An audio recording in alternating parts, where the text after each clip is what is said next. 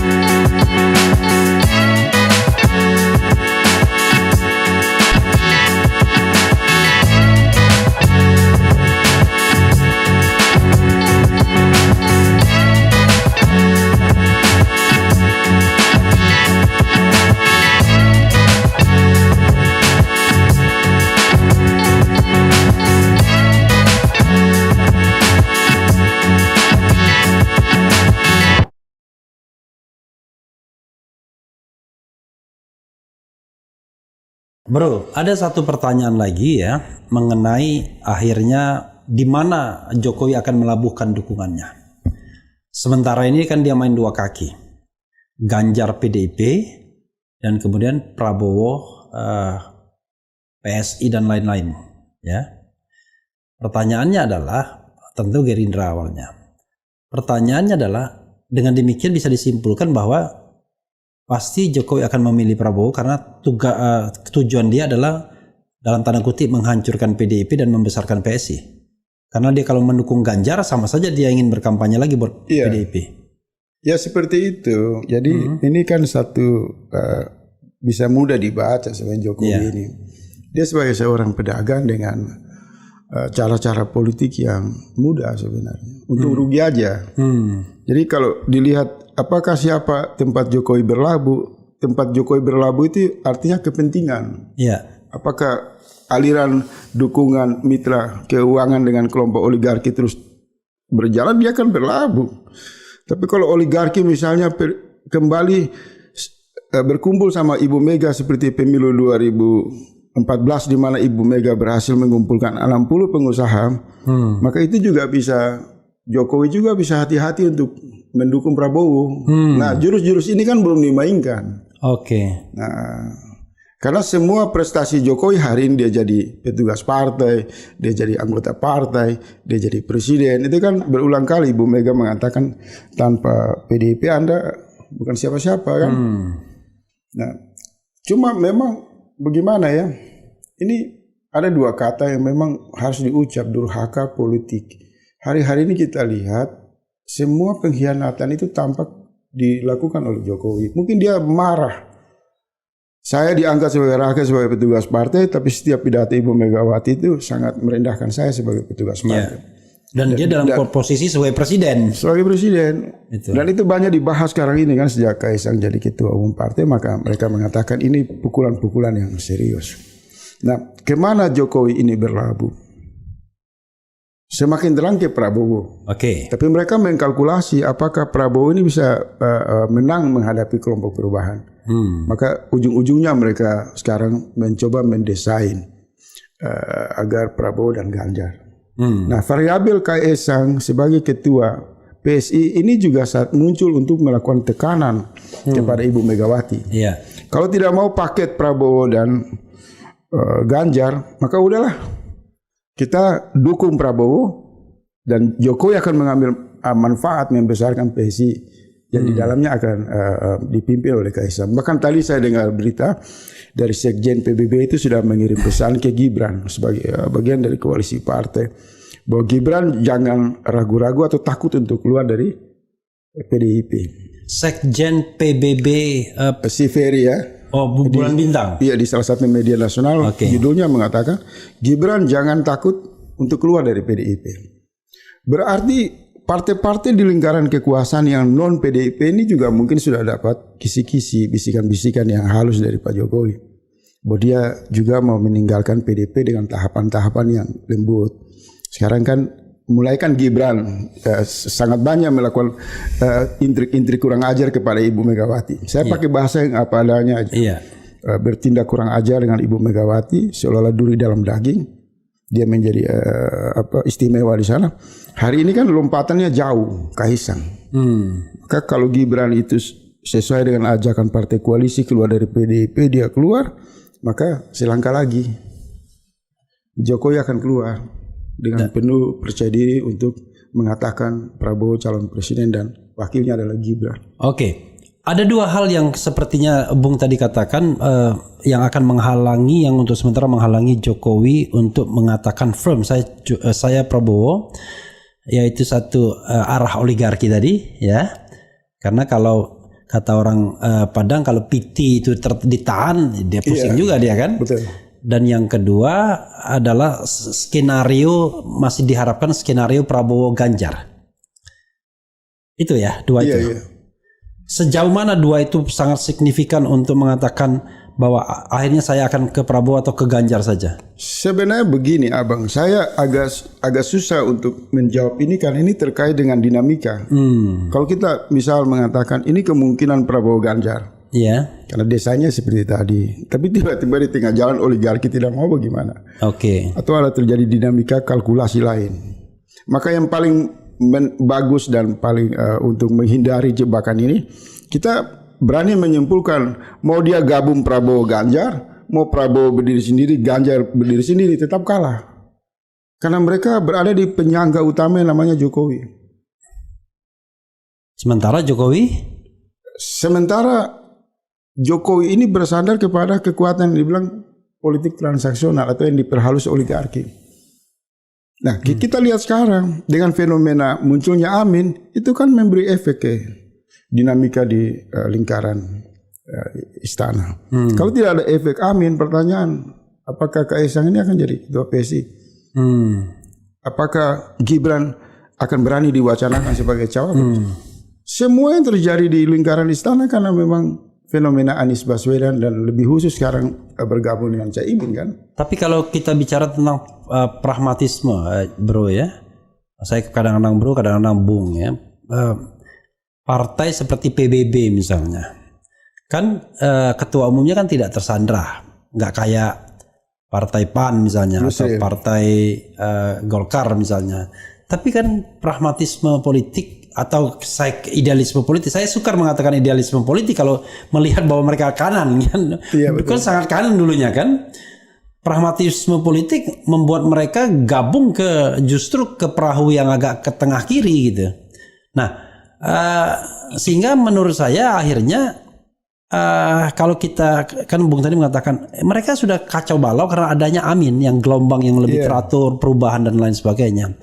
Tapi karena Indonesia ini kan pragmatisme politiknya tinggi banget. Orang memilih itu bukan karena idealisme atau ideologi, tapi bisa jadi karena pragmatisme ya, dan kemudian ya karena mereka inti-intinya adalah kadang-kadang bukan smart voter juga gitu. Ya, pragmatisme tidak lepas dari kepentingan apapun. Cuma kita lihat sejak Jokowi berkuasa 2014 dan menuju 2024 ini ada fenomena politik yang lain. Dan itu pasti abang punya catatan yang banyak di sana, melakukan kritikan cerdas soal bagaimana dinamika ini kan jauh dari, bahkan ada yang menyebut jauh dari kewarasan, jauh dari hati nurani. Ini lompatan-lompatan yang dibuat di era rejim Jokowi ini semacam politik monyet yang kadang bisa diprediksi, lebih banyak tidak bisa diprediksi. Oleh sebab itu, ketika memasangkan atau pertarungan yang berputar-putar di lingkaran istana antara Prabowo dan Ganjar, saya misalnya di kubu perubahan saya nggak mau peduli, karena demarkasinya jelas. Ini barisan status quo. Oke. Ini barisan perubahan. Ya. Nah, di situ saja kan. Maka barisan perubahan mengamati sambil mengipas ini. Baku pukul, baku adu jotos antara PDIP besok siang malam dengan Jokowi, antara Prabowo dengan Ganjar. Saya membayangkan kepentingan oligarki yang utama adalah menyatukan mereka, jangan-jangan. Seperti itu. Jadi arus yang terus berputar-putar ini tinggal kita tanya, berapa modal besar yang mau dikasih oligarki untuk menyatukan mereka. Kalau kalkulasinya berpisah, berapa kekuatan finance, logistik Prabowo dan logistik Ganjar. Ini lebih menonjol daripada bicara nilai, bicara peta suara. Karena semua itu bagi mereka, pemilu ini bisa dicurangi. Dengan bahasa yang diperhalus itu cawe-cawe. Iya. Jadi melihat fenomena ini, saya di barisan perubahan, saya mengatakan, ini azab politik. Nah, ini durhaka, ini maling kundang, ini komplotan para mafia balut-balut baku hantam. Dan di dalam satu dinamika yang semakin hari semakin tidak sehat. Sementara bagaimana kelompok perubahan, infrastrukturnya makin bagus, perpaduan nasionalis Islamnya terbangun, tiba-tiba PKS, PKB saling menyambut tangan, meneriakan gerakan ukhuwah Islam. Kemudian lokomotif Anies dan Caimin dengan kelompok-kelompok perubahan lebih banyak peduli masalah kasus Rempang, bagaimana menyuarakan rintihan rakyat kecil, bagaimana terus melakukan edukasi atau kursus-kursus politik jangka pendek untuk persiapan bertarung jelang 2024. Tapi di kubu status quo ini kalau tidak berantem di selokan, mereka akan masuk baku pukul di dalam gorong-gorong. Berputar-putar di situ. Kalau nggak gorong-gorong, selokan. Kalau tidak Gibran, Kaisang. Kalau tidak Mega, Jokowi. Apa sebenarnya mereka perjuangkan? Tidak ada nilai. Bro, jadi menurut Anda berapa jumlah mereka? Menurut saya, kita kembali ke fitrah manusia. Kita nggak usah pakai rekayasa survei. Di dunia ini orang jahat itu sedikit. Kalau jumlahnya banyak, hancur bumi ini. Logika mengatakan penduduk kita 270 juta. Maka kelompok-kelompok status quo ini jumlahnya sedikit. Hanya mungkin mereka membelanjakan, biaya medianya besar. Mereka punya buzzernya yang sekarang bernama PSI. Itu buzzer sebenarnya, bukan partai. Lebih banyak mereka menciptakan dinamika hiruk pikuk di media sosial. Orang kemudian terpesona. Kekuatan status quo ini besar, kok besar kecil.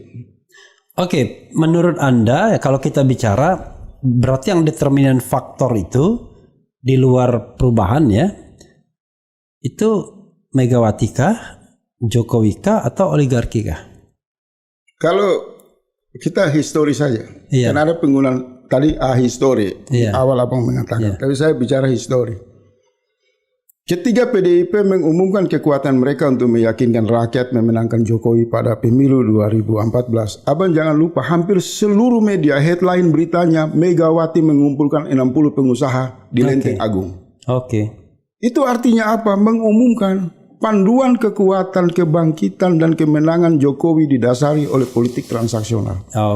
Karena pengusaha 60 orang itu apa hubungan dengan partai politik? Kalau tidak ada urusan dengan kalkulasi logistik. Oleh sebab itu tadi saya mengatakan izin Abangda. Ketika banyak orang bicara dengan berbagai perspektif, Kaisang memimpin PSI, saya mau mengatakan ini 150 triliun. Kalau tidak ada penggalangan dana senilai 150 triliun, tidak mungkin Kaisang dipasangkan oleh Jokowi jadi ketua PSI. Artinya partai ini punya dua jurus. Satu, hancurkan PDIP, menghijrahkan semua loyalis Jokowi yang ada di PDIP ke PSI, dan membangun distribusi logistik ke partai-partai koalisi.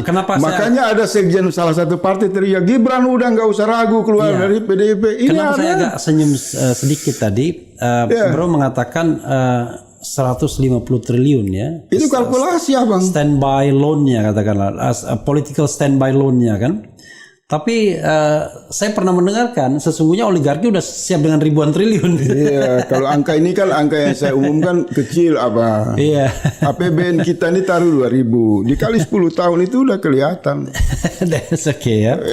Kan? Belum lagi uang swasta partisipasi logistik yang legal. Oke. Tapi tidak masuk jalur legal. Boleh dong kita kalkulasi. Misalnya kita cerita tentang sebuah direksi, kita nggak sebut spesifik ya, yang katanya mengumpulkan uang sampai 300 triliun itu. Walaupun itu bukan uang yang untuk standby untuk politik, tetapi uang yang bisa diputar misalnya. Seperti itu kalkulasi, namanya kalkulasi boleh. That's okay, maksud saya hanya ingin memberikan gambaran kepada sobat era sekalian. Jangan kaget kalau misalnya Bro Faisal bilang 150 triliun, sebelumnya 50 triliun. Itu kecil mungkin. Kecil bagi mereka. Kecil bagi mereka. Oke. Tapi besar bagi koalisi perubahan.